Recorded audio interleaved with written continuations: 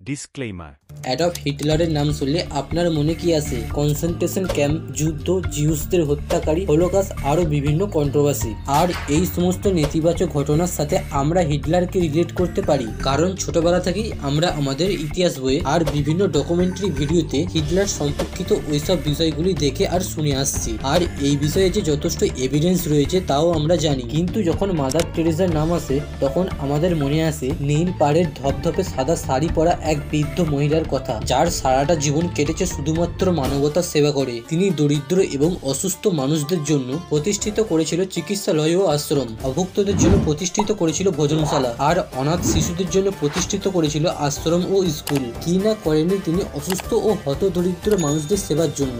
আর এই সমস্ত কাজের জন্য তিনি বিশ্বখ্যাত বিভিন্ন পুরস্কারও পেয়েছিলেন। 1979 সালে তিনি নোবেল শান্তি পুরস্কার পান। এরপর 1980 সালে তিনি পান ভারতরত্ন পুরস্কার, আর 1962 সালে পদ্মশ্রী। এছাড়াও আরো অনেক পুরস্কার পেয়েছিলেন তিনি। কিন্তু আজ আমি যখন ইউটিউব দেখছিলাম তখন আমার সামনে আসে এই ভিডিওটা, আর এই ভিডিওটার থাম্বনেলে লেখা রয়েছে মাদার টেরেসার অন্ধকার দিক। কিন্তু আমরা যে ছোটবেলা থেকেই পড়ে আসছি মাদার টেরেসা মানে গরিব মানুষের বন্ধু, গরিব মানুষের ভালোবাসা ও গরিব মানুষের সাহায্যকারী। তাহলে এসব কি মিথ্যা? আর আমি এই প্রশ্নের উত্তর খোঁজার জন্য মাদার টেরেসার সম্পর্কে বিভিন্ন ডকুমেন্টারি ও বিভিন্ন আর্টিকেল পড়ার পর আমি যা মাদার টেরেসার সম্পর্কে জানতে পারি তা শুনলে আপনারা অবশ্যই হতবাক হয়ে যাবেন। তাই আজকের ভিডিওতে আমি আপনাদেরকে মাদার টেরেসার ওইসব অন্ধকার দিকগুলিকে জানাবো যেগুলি কখনো আমাদের স্কুলে পড়ানো হয়নি। কোনো মানুষের খারাপ দিক থেকে জানতে গেলে আমাদের আগে ওই মানুষটার ভালো দিক থেকে জানতে হবে, যার জন্য আমরা সবাই ওই ব্যক্তিকে চিনি এবং সম্মান করি। মাদার টেরেসা ইউরোপের ব্যালকান রিজনে আলবেনিয়া দেশে 1910 সালের 26শে অগস্ট জন্মগ্রহণ করে, যার আসল নাম ছিল আইগানিস গাঞ্জ বেজাজিউ। এখানে বলে দিই, আলবেনীয় ভাষায় গাঞ্জ শব্দের অর্থ হলো গোলাপের কুঁড়ি। মাদার টেরেসার জন্ম 26 তারিখে হলেও কিন্তু তিনি 27 তারিখটিকে তার প্রকৃতিক জন্ম তারিখ হিসাবে মনে করতেন, কারণ 27 তারিখেই তার ব্যাপটিজম সম্পূর্ণ হয়েছিল। এখানে বলে দিই, ব্যাপটিজম হলো খ্রিস্টান ধর্মের একটি প্রথা, যেখানে শিশু জন্মের পরে ওই সদ্যজাত শিশুকে খ্রিস্টান ধর্মে দীক্ষা নিতে হয়। 1919 সালে মাত্র 8 বছর বয়সে তিনি তার পিতাকে হারান। এরপর মাদার টেরেসা 18 বছর বয়সে সিস্টার অফ লোরেটোর সঙ্গে যুক্ত হয়। এটি একটি আইরিশ নানীদের গ্রুপ ছিল যারা আমাদের ভারতে খ্রিস্টান ধর্মের প্রচারক হিসাবে কাজ করেছিল। আর মাদার টেরেসার নামে যে টেরেসা শব্দটি রয়েছে সেটা তিনি নান হওয়ার পর ফ্রান্সের সেন্ট টেরেসার কাছ থেকে পায়। 1928 সালে মাদার টেরেসা যখন ভারতে এসেছিলেন প্রথমে তিনি একটি চার্চের নান ছিলেন। পরে 1931 থেকে 1948 সাল পর্যন্ত তিনি কলকাতার সেন্ট মেরি হাই স্কুলের একজন শিক্ষক, পরে হেডমিস্ট্রেস হন। আর এটা ওই সময় ছিল যখন 1943 সালের বাংলায় দুর্ভিক্ষ আর 1946 সালে যখন কলকাতায় হত্যাকাণ্ড বা প্রত্যক্ষ সংগ্রাম চলছিল। বাংলার মানুষদের এই দরিদ্রতা ও দুর্ভোগ দেখে মাদার টেরেসা অত্যন্ত ভাবুক হয়ে পড়ে, যার জন্য তিনি নিজেই 1950 সালে মিশনারি অফ চ্যারিটি নামে একটি খ্রিস্টান চ্যারিটেবল অর্গানাইজেশন স্থাপন করে, যার উদ্দেশ্য ছিল ওই সমস্ত দরিদ্র ও অসুস্থ মানুষদের সেবা করা যাদেরকে দেখার জন্য ওই সময় কেউ ছিল না। আর এইভাবেই দেখতে দেখতে মাদার টেরেসার নাম সারা বিশ্ব জুড়ে জনপ্রিয় হয়ে ওঠে। ঠিক একইভাবে তার অর্গানাইজেশনের ব্রাঞ্চগুলি সারা বিশ্ব জুড়ে ছড়িয়ে পড়ে। এছাড়া আর 4টি বিষয় যেগুলি আমাদের পড়ানো হয়েছিল সেগুলি হলো, মাদার টেরেসাকে সেন্ট অফ গাটার্স নামে ডাকা হতো কারণ তিনি কলকাতার বিভিন্ন বস্তি এবং দরিদ্র এলাকায় গিয়ে সেখানে থাকা শিশু এবং হতদরিদ্র মানুষদের চিকিৎসা এবং স্কুলের সুবিধা করে দিয়েছিল। তিনি অসুস্থ এবং মরণাপন্ন মানুষদের জন্য কালীঘাট হোম তৈরি করেছিল। তিনি অনাথ শিশুদের জন্য শিশু ভবন তৈরি করেছিল। তিনি সারা বিশ্বের মন জয় করে নিয়েছিল তার সেলফলেস, কেয়ারিং, কম্প্যাশনেট, সিম্পল আর সবসময় হাসতে থাকা স্বভাবের মাধ্যমে।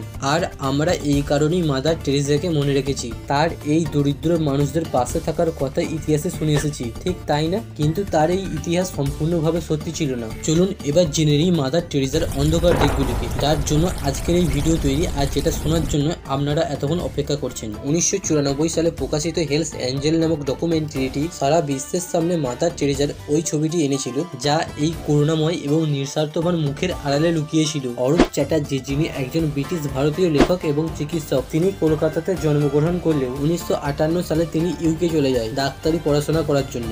কিন্তু তিনি যখন আবার ভারতে ফিরে আসে গরিব মানুষদের সেবা ও চিকিৎসা করার জন্য, কারণ ইউকের মিডিয়া রিপোর্ট কলকাতাকে সবসময় গরিব ও দুঃখীদের শহর হিসাবে তুলে ধরত, যাদেরকে সাহায্য করে মাদার টেরেসা পুণ্যের কাজ করছে। কিন্তু অরূপ চ্যাটার্জি যখন কলকাতার বিভিন্ন বস্তি এলাকায় দরিদ্রদের চিকিৎসা করত, তখন সেখানে তিনি মিশনারি অফ চ্যারিটির বাড়ির কোনো লোককে দেখতে পেত না ওই সব গরিব মানুষদের সেবা করার জন্য। আর এখানেই অরূপ চ্যাটার্জির একটা খটকা লাগে, তাই তিনি এই বিষয় নিয়ে একটু তদন্ত করে দেখে এবং সেখানে তিনি যা দেখে এবং তিনি যা জানতে পারি তখন তিনি সময় নষ্ট না করে আবার ইউকে চলে যায়। আর ইউকে সহ সারা বিশ্ববাসীদের মাদার টেরেজার আসল সত্যটা জানানোর জন্য অরূপ চ্যাটার্জি তার দেখা ওই বিষয়গুলির উপরে ভিত্তি করে ক্রিস্টোফার হিচ্যান ও তারিক আলীকে একটি ডকুমেন্টারি তৈরি করতে বলে। আর এই দুজনেই 1994 সালে হেলস অ্যাঞ্জেল নামক ডকুমেন্টারিটি প্রকাশ করে। কি ছিল ওই ডকুমেন্টারিতে চলুন জানি। মাদার টেরেজার মিশনারি অফ চ্যারিটির হসপিটালগুলিতে একটি ইঞ্জেকশনের ছুঁচকে বারবার ব্যবহার করা হতো সমস্ত পেশেন্টের জন্য। এমনকি ওই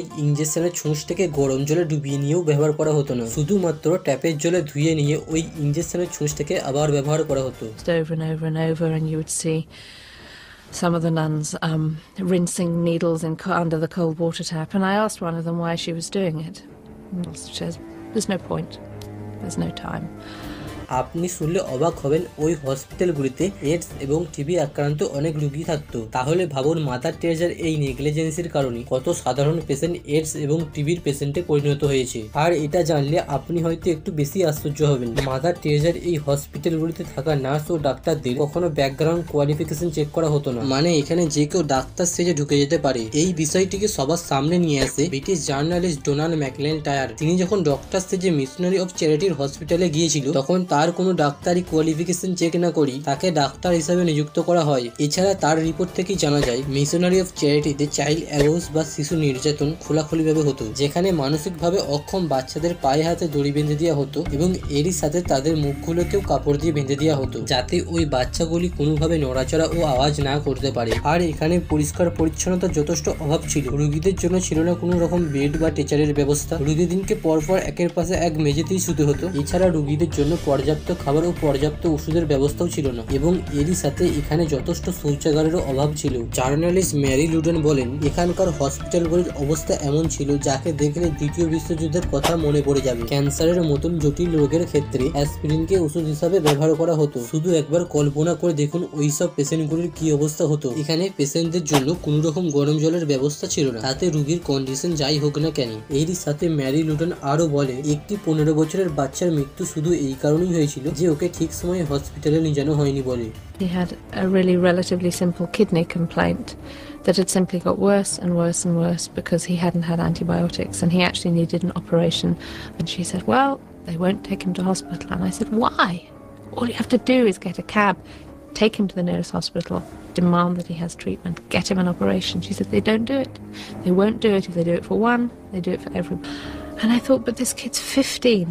ডক্টর জ্যাক পেগেন, যিনি মাদার টেরেজার হসপিটালে কাজ করতেন, তিনি বলেন, একদিন এক মহিলা পেশেন্ট এসেছিল যার সারা শরীর আগুনে পুড়ে গিয়েছিল। সেই মহিলা যন্ত্রণায় ছটফট করলেও তাকে একটি পেন কিলার পর্যন্ত দেওয়া হয়নি। There was one young woman with terrible burns and no painkillers. We managed to get morphine and smuggled the morphine into this woman and helped her with her pain. এবার প্রশ্ন আসে, mother Teresa যিনি ওই সব গরিব দুঃখী মানুষদের সাহায্য করে সারা বিশ্বব্যাপী খ্যাতি অর্জন করেছিল, তার চোখের সামনে এসব ঘটনা কিভাবে ঘটতে পারে? তাহলে তার কাছে কি এসব ঠিক করার জন্য যথেষ্ট পয়সার অভাব ছিল?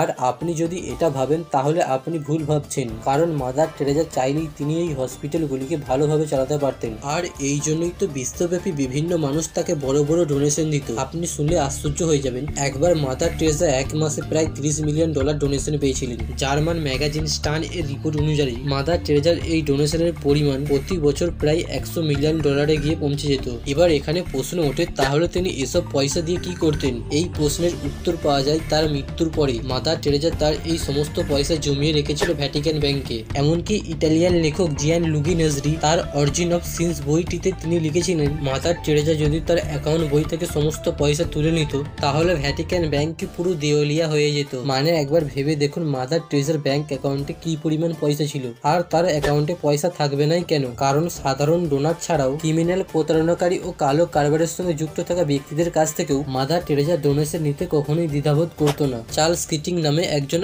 আমেরিকান প্রতারণাকারী, যিনি হাজার হাজার নিরীহ ইনভেস্টরকারীদের সাথে ফ্রড করেছিলেন, এর জন্য তিনি জেলেও গিয়েছিলেন।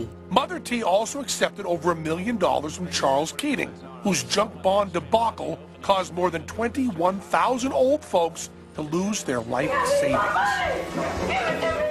তিনি মাদার টেরেসাকে $1.25 মিলিয়ন ডোনেশন করেছিলেন। এরই সাথে তিনি মাদার টেরেসাকে একটি প্রাইভেট জেট পর্যন্ত দিয়েছিলেন। এবার আপনি ভাবছেন মাদার টেরেসা যখন জানতে পারে এই সব পয়সাগুলি ফ্রডের, তখন মাদার টেরেসা ওই পয়সাগুলিকে তার আসল মালিকদের কাছে ফিরিয়ে দিয়েছিল। কিন্তু এরকমটা কখনো হয়নি। প্রকৃতির পক্ষে মাদার টেরেসা টায়াল জজকে একটি চিঠি লিখেছিলেন যে চার্লস কিটিং এর উপরে একটু দয়া করুন। চার্লস কিটিং যে একজন প্রতারণাকারী এটা জানার পরও মাদার টেরেসা তারই পক্ষপাতী করেছিল। রবার্ট ম্যাক্সওয়েল নামক আর একজন ব্যক্তি, তিনি তার নিজের কর্মচারীদের পেনশন ফান্ড থেকে $450 মিলিয়ন ঘোটালা করেছিল। তার কাছ থেকেও মাদার টেরেসা ডোনেশন নিয়েছিল। এছাড়া হেতি দেশের তানাসা জিন ক্লাউড ডুবেরিয়ার, যিনি তার নিজ দেশের লোকেদের নির্যাতন ও হত্যা করার জন্য পরিচিত ছিল, তিনিও মাদার টেরেসাকে কয়েকবার ডোনেশন দিয়েছিল। এবার প্রশ্ন আসে, মাদার টেরেসার কাছে এত পয়সা থাকা সত্ত্বেও তার হসপিটাল এবং আশ্রমগুলির এই অবস্থা ছিল কেন? এর সিম্পল উত্তর হলো, গরিব মানুষের মাদার টেরেসাকে যত না প্রয়োজন ছিল তার চেয়ে বেশি মাদার টেরেসার এই গরিব মানুষগুলিকে প্রয়োজন ছিল।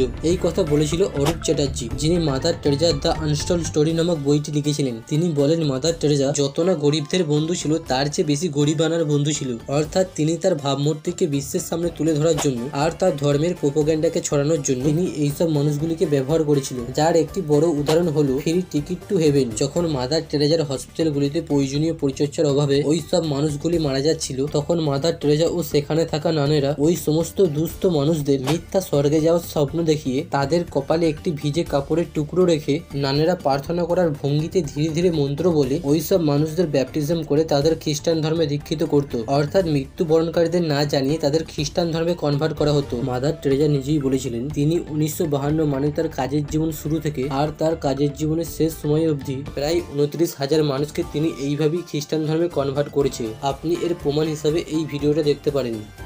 We call baptism ticket for semester. We ask the person, do you want a blessing by which your sins will be forgiven and you will see God? And they have never refused. So 29,000 have died in that one house from the time we began the work in 1952. But it's so beautiful to see the people die with so much joy.